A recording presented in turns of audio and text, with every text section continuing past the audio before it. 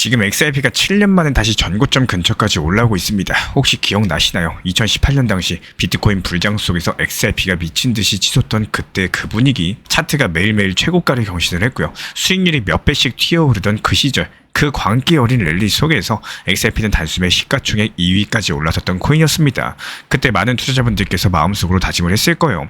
이런 기회는 다시는 안 오겠구나. 근데 지금 그런 장면들이 다시 한번 눈앞에서 펼쳐질 수 있다는 이야기가 나오고 있습니다. 그리고 이번에는 그때랑은 분위기 자체가 조금 다릅니다. 실제로 많은 분들께서 궁금해하시는 그 지점으로 넘어가 보겠습니다. 왜 갑작스럽게 사람들이 다시 XRP에 몰리고 있을까요? 그 배경에는 단순하게 기술적인 흐름이라거나 뉴스 하나 때문이 아닙니다. 사실상 이거는 7년이라는 시간에서 비롯된 심리 싸움인데요. XRP는 2018년 최고점을 찍고 나서 정말로 긴 시간을 조용히 버텨왔었죠. 그 사이에 수많은 알트코인들이 나왔다 사라졌었고 한때 시가총액 2위였던 XRP는 잊혀졌다라는 말까지도 나왔습니다. 그런데 그런 XRP가 지금 다시 전고점 근처까지 올라왔다라는 거는 단순하게 가격 이상의 감정을 건드리는 순간입니다. 투자자들 머릿속엔 이런 생각이 떠오르겠죠. 이게 진짜 시작일까? 아니면 또 한 번 속는 걸까? 누구나 한 번쯤은 그런 의심을 해보게 되는 자리라는 거예요. 그리고 한편으로는 이번에는 놓치지 말자라는 절실함 같은 것들, 다른 한편으로는 괜히 또 고점에 물리는 건 아닐까 하는 두려움, 이 두 가지 감정이 동시에 뒤섞여 있는 상태입니다. 그래서 지금 이 자리가 더 복잡하고 어렵게 느껴질 수밖에 없는 거고, 단순하게 상승하냐 하락하냐 이런 것들이 아니라요, 과거의 기억과 감정이 겹쳐지기 때문인 거예요. 지금 이런 구간에서 우리가 던져야 될 질문은 딱 이겁니다. 이번에는 다를지 아니면은 과거가 반복될 것인지, 그리고 그 질문에 대한 해답은 XRP의 구조가 진짜 바뀌었는지 아닌지에서 시작이 된다는 거예요. 이제 본격적으로 XRP가 왜 다시 주목을 받고 있는지, 구조적인 반등 시그널이 왜 지금 나오는지 하나씩 짚어드릴 예정인 거고, 크게 세 가지입니다. 기술적인 흐름, 실제 사용 기반, 그리고 정책의 변화, 이 세 가지가 동시에 움직이고 있어요. 그리고 이런 흐름들이 지금 서로 겹치는 구간에 와 있습니다. 첫 번째로 차트가 보내는 신호인데요. XRP 지배력 차트, 흔히 XRP.D라고 부르는 이 지표가 지금 아주 중요한 자리를 건드리고 있습니다. 바로 5.5%라는 초장기 저항선인데요. 이 구간들이 무려 2200일 동안 XRP의 상승을 억제해왔던 벽이었는데, 그런데 지금 이 저항을 뚫으려고 하는 움직임들이 포착이 되고 있습니다. 과거에도 이 자리 돌파했을 때 단기간에 도미넌스가 2배 이상 급등하는 흐름이 나왔었고, 가격도 따라서 올라가는 구조였었죠. 또 하나 중요한 건 XRP 페어 BTC입니다. 2019년부터 무려 5년 가까이 억눌려 있었던 장기 저항선을 지금 XRP가 돌파하려고 시도 중에 있는데요. 이런 것들이 의미하는 건 단순한 반등이 아니라 시장 내에서 XRP의 존재감이 현재 되살아나고 있다, 이런 신호탄과도 같은 거고, 그리고 여기서 흥미로운 거는 아직까지 본격적인 상승은 시작도 안 했다라는 분석이 많다라는 거예요. 즉 아직까지는 예열 단계라는 얘기겠죠. 그리고 두 번째는 XRP의 기반 자체가 실제로 바뀌고 있다는 점인데요. 예전에는 XRP가 테마형 알트코인이라는 이미지가 강했었죠. 근데 지금은 다릅니다. ODL, 즉 온디맨드 유동성 서비스가 실제로 글로벌 송금에 사용이 되고 있고, 은행과 핀테크, 외환중개사들과의 파트너십까지도 실제 계약으로 이어지고 있습니다. 이런 것들이 말로만 떠드는 호재가 아니라 수십 개 국가에서 XRP가 실제 돈을 움직이는 데 쓰이고 있다는 사실이고요. 여기에 더해서 리플사는 중앙은행 디지털화폐 CBDC 개발에도 직접 참여를 하고 있습니다. 특히나 중남미 아시아 일부 국가에서 실험 단계까지도 진입한 상황인데, 이런 흐름들이 단순하게 한 기업의 확장이 아니라요, XRP라는 자산의 실제 사용 가치를 받쳐주는 기반이 커지고 있다는 뜻이겠죠. 그리고 세 번째는 정책과 제도의 변화입니다. 가장 큰 건 역시 미국 SEC와의 소송 종결이에요. 미국 법원이 XRP에 대해서 증권이 아니다라고 공식적으로 인정을 남겼고, 이건 상징적인 수준이 아니라 이제 XRP가 미국 제도권 자산으로서 첫 번째 문턱을 넘었다라는 의미를 가지고 있습니다. 이런 흐름들이 자연스럽게 ETF 이야기로 연결이 되는 거고, 현재 XRP는 ETF 편입 가능성도 언급이 되고 있고, 실제로 제도권 자금이 들어올 수 있는 기반이 열리고 있습니다. 그리고 최근에는 리플이 스테이블코인 RLUSD를 준비를 하면서 XRP랑 연동되는 실제 사용 결제 구조까지도 강화를 하고 있는데요. 이런 것들이 단순한 토큰 하나 만드는 문제가 아니라 XRP가 글로벌 결제 인프라의 백엔드로서 연결되는 이런 구조로서 진화 중이란 뜻이겠죠. 결국에 이 세 가지, 기술적인 시그널, 실제 사용 기반, 제도권 편입, 이게 따로 노는 게 아니라 지금 한 지점에서 겹쳐지고 있는 거고, 그게 바로 지금 XRP가 주목받고 있는 진짜 이유겠습니다. 그렇다면 이제부터 가장 중요한 이야기로 넘어가 볼게요. 지금 이 자리에서 우리는 어떻게 대응을 해야 될까 하는 부분들입니다. 많은 분들께서 질문을 하죠. 지금이 고점인가요? 아니면 아직까지 더 가는 걸까요? 이 질문은 단순해 보이지만 사실 그 안에는 과거에 겪었던 후회랑 그리고 불안들이 전부 다 담겨 있습니다. 과거처럼 시장 분위기에 흥분해가지고 제일 늦게 들어가고 제일 위에서 물리는 실수들, 이번에도 반복하게 될까봐 걱정이 되기 때문인데요. 그렇다면 어떻게 해야 될까? 방법은 딱 하나입니다. 기대하지 말고 시나리오로 대응을 하는 방법. 지금부터는 현실적인 전략에 대해서 기준으로서 말씀을 드릴 예정이고, 먼저 단기 익절 타이밍이에요. 현재 XRP가 전고점 구간 근처까지 온 상황에서 4.0달러에서 4.2달러 구간은 부분 익절 타이밍이기 때문에 기회를 전부 잡으려다가 수익을 놓치는 것보다는 일부라도 챙겨가는 게 훨씬 더 효율적이라는 겁니다. 그리고 만약에 여기서 눌림이 온다면은 2.5달러에서 2.9달러 구간은 분할 매수 관점에서 다시 진입을 고민할 수 있는 자리겠죠. 이런 구간들이 기술적인 지지선과 시장 심리가 겹쳐있는 구간이기도 합니다. 그렇다면 기준은 어떻게 잡아야 될까요? ETF 승인 소식, RLUSD 커스터디 공식 발표, 그리고 XRP 도미넌스 지배력 차트가 완전히 돌파하는 흐름이 나오게 된다면은 그게 전략적으로 재진입하거나 추가 진입할 수 있는 기준점이 될 수가 있을 겁니다. 즉 가격만 보는 게 아니라 이슈랑 숫자, 흐름을 함께 놓고 판단하는 전략이 필요하다는 거고, 이 말은 꼭 드리고 싶어요. 이번엔 다르다는 말 누구나 합니다. 근데 진짜 달라지고자 한다면은 실제로 그 말에 맞게 우리 구독자분들의 전략도 바뀌어야 한다는 거 반드시 기억해 주시기 바랍니다. 지금 시점에서 XRP는요, 과거처럼 기대감만으로 움직이는 게 아니라 실제 구조가 바뀌고 실제 사용이 늘어나고 제도권으로 편입되는 이런 흐름들 속에 있습니다.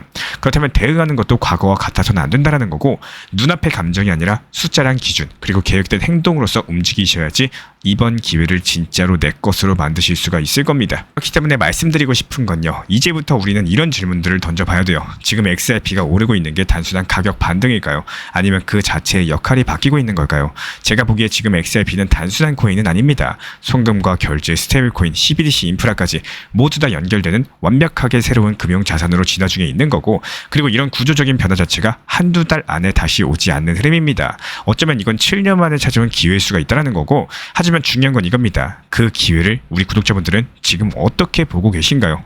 자유롭게 영상 하단 댓글 통해서 남겨주시고, 혹시나 차트에 찍힌 숫자만 보고 계시진 않은지, 아니면 뉴스 헤드라인에 감정이 왔다 갔다 흔들리고 계시진 않은지, 기회는 항상 옵니다. 하지만 그걸 내 걸로 만드는 거는 결국에 내 전략과 기준이에요. 저는 이런 흐름들, 그리고 구조를 매일 아침 차트랑 뉴스, 그리고 투자자 심리까지 정리해서 공유를 해드리고 있습니다. 혹시나 아직 우리 신사 채널 구독 안 하셨다면 지금 이번 기회에 저랑 함께 흐름을 읽어가 보시면 좋겠습니다. 우리 구독자분들의 XRP 전략이나 고민도 댓글로 자유롭게 남겨주시면요, 저도 참고해가지고 다음 영상에 같이 반영을 도움드리도록 하겠습니다.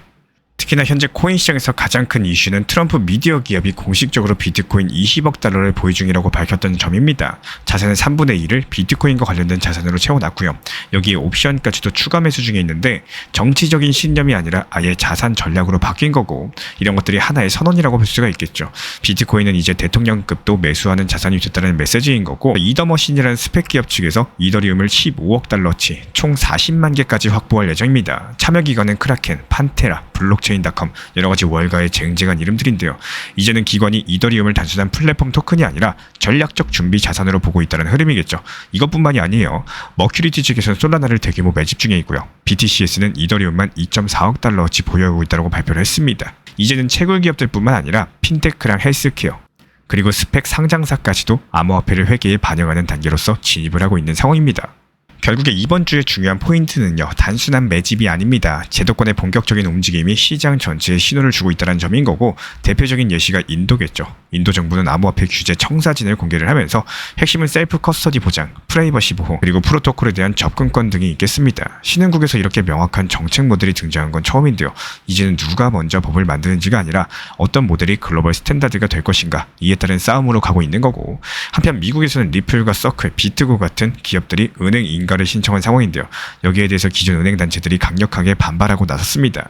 암호화폐 기업에 은행 라이선스를 주면 안 된다, 이런 관련 내용의 공식 서한까지도 나왔는데, 이건 단순한 의견 차이가 아니라 기득권의 본격적인 저항 자체가 시작됐다, 이런 신호로 볼 수가 있겠습니다. 이런 흐름들 속에서 시장 내부에서도 뚜렷한 변화가 나타나고 있습니다. 가장 눈에 띄는 것은 비트코인 도미넌스 하락인데요. 지난 5일 동안 64.5%에서 60.9%까지 떨어지면서 4개월 만에 최저치를 기록을 하고 있고, 이런 것들이 알트 시즌이 시작될 수 있다는 조용한 신호겠죠. 실제로 자금 흐름도 따라가고 있습니다. 코인시어스에 따르면 지난주에 디지털 자산 투자 상품에 43.9억 달러가 유입이 됐고요. 이 중에 비트코인이 21억, 이더리움도 21억입니다. 심지어 XRP랑 솔라나에도 각각 3,600만 그리고 3,900만 달러씩 들어왔습니다. 돈이 계속 들어오고 있다는 거고, 그리고 방향성은 이미 명확해졌어요. 결국에 지금 이 시장을 끌고 가는 거는 소리 없는 거인들입니다. 트럼프가, 월가가, 인도가 움직이고 있습니다. 이런 흐름들이 뉴스보다 훨씬 더 빠르고 조용하게 다가오는 거고요. 여기서 중요한 건 지금 이 순간인 거고 우리가 어디에 서 있고 무엇을 준비하고 있느냐 여부겠죠. 시장은 눈에 보이는 가격보다는 눈에 안 보이는 방향성이 먼저 움직이고 있기 때문에 이런 흐름들 지금부터 함께 읽어가 보도록 하겠습니다. 그리고 제가 포트폴리오에 대해서도 자주 말씀드리는 이유는 단순하게 몰빵은 위험하다는 뜻 때문은 아닙니다. 진짜 핵심은 내 투자 계좌가 어떤 시장 흐름에서도 순환할 수 있도록 설계되어 있어야 된다는 점인 거고, 예를 한번 들어볼게요. XRP 한 종목에만 몰빵해 놓으면 상승할 때는 기분이 좋겠죠. 하지만 반대로 조정이 오면 내 계좌는 그냥 그대로 멈춰버립니다. 아무것도 할 수 없게 되는 거고, 지금처럼 XRP가 오르는 흐름일 때는 잘 와닿지 않을 수도 있겠지만요. 불과 2주 전까지만 해도 XRP는 잠잠했고 대신에 다른 알트들이 바로 오르는 장이었습니다. 그때는 그냥 바라만 봐야 되는 상황이 된 거예요. 그래서 어떤 분들은 알트가 오르네 이러면서 XRP 전부 다 매도하고 알트로 갈아타십니다. 그런데 막상 옮기고 나니까 알트는 끝물이고 XRP가 다시 오르기 시작을 해요. 그러니까 다시 XRP로 옮기고 결국에 이게 반복되다 보면은 따라다니는 매매만 하다가 손실만 남는 경우가 많습니다. 그래서 말씀을 드리는 거예요. 비중 조절 그리고 내 포트폴리오 안에서 서로 역할을 나눠주는 구조, 이런 것들이 정말 중요하다라고 말씀을 드리는 겁니다. XRP를 메인 비중으로 가져가시되 그 안에서도 일부 비중은 단기 고점, 단기 저점에서 현실적인 매매 전략을 통해서 수익을 쌓아나갈 줄 아셔야 됩니다. 그리고 전체적인 흐름에서는 장기적으로 바라보는 시야도 함께 유지를 해주셔야 돼요. 중간중간 시장 흐름에 따라가지고 중장기적으로 유망한 타점의 코인들 일정 비중 가져가는 게 좋습니다. 왜냐하면 우리는 하루 이틀 하고 끝낼 투자를 하는 게 아니라 계속해서 시장 안에서 살아남아야 되기 때문인데요. 시를 하나 들어드려 보겠습니다. 제가 운영 중인 정보방에서 도지코인을 7월 16일 276원의 중장기 타점으로 말씀을 드렸죠. 그 이유도 간단히 적어드렸습니다. 많은 분들도 아시겠지만요. 도지코인은 이제 단순한 밈코인이 아닙니다. 일론 머스크, X, 그리고 인공지능 결합 이슈까지 좋은 제도들이 상당히 많이 존재하고 있고, 진짜로 중요한 건 뭐냐? 이렇게 좋은 정보들을 그냥 알고만 있는 사람들이 너무나도 많다라는 거예요. 현금 비중이 없어서 못 들어갔다, 타이밍이 애매해서 안 들어갔다, 이런저런 이유들 냉정하게 말씀드리자면 결국엔 변명일 수밖에 없습니다. 제가 혼자서 속으로만 도지코인 괜찮아 보인다 이렇게 생각했으면 의미가 없었겠죠. 정보 커뮤니티에서 공유드린 이유는요, 그 타점이 실제로 효율적이라고 판단을 했기 때문이었습니다. 그 당시에 실제로 말씀드렸던 276원에 들어갔더라면 지금 이 영상 촬영 시점 기준 약 370원이죠. 34%가량의 수익이에요. 나쁘지 않은 흐름이라고 생각을 합니다. 이게 왜 중요하냐?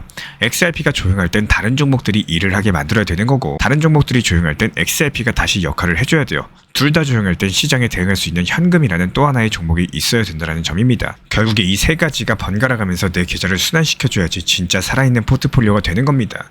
그리고 이런 구조들이 잡혀 있어야지 조정장에도 무너지지 않고 상승장에선 더 빠르게 올라탈 수가 있는 거고, 항상 오늘만 보시는 매매보다는요, 현실적으로 내일도 다음 주도 다음 달도 계속 이어갈 수 있는 매매하시기를 추천을 드리겠습니다. 리플 XRP 투자에 있어서 이제는 투트랙 전략이 반드시 필요해지고 있습니다. 무턱대고 몰빵하거나 반대로 또 손 놓고 기다리는 시대는 끝났어요. 첫 번째 트랙은 매달 분할 매수하시면서 시장이 빠지든 말든 일정 비중으로서 리플을 꾸준히 모아 나가시는 겁니다. 이거는 시간과 리스크를 분산할 수 있는 가장 효율적인 전략인 거고, 그리고 두 번째 트랙은 남은 현금 비중으로 알트코인 단타로서 굴려나갑니다. 수익이 나면은 그거를 다시 리플에 재투자하시면 되는 거고, 이게 바로 수익을 만드는 순환 매수 전략이 되실 거예요. 그런데 여기서 중요한 거는 단타 하실 때 조심하셔야 되는 거예요. 단타 매매 중독되면 끝장입니다. 이 매매 중독을 절대 조심하셔야 되는 거고, 예를 들어 가지고 시장이 과열인데도 지금 아니면 기회가 없다, 이런 조급한 생각에 RSI 지표가 이미 고점인데도 불안해서 또 들어가고 결국에 수익은커녕 손실만 쌓이게 되실 겁니다. 그래서 저희 채널 차원에서는 한 가지 원칙이 있습니다. 확률이 높은 날만 진입을 하세요. 그리고 시장 전체가 과매도 구간일 때,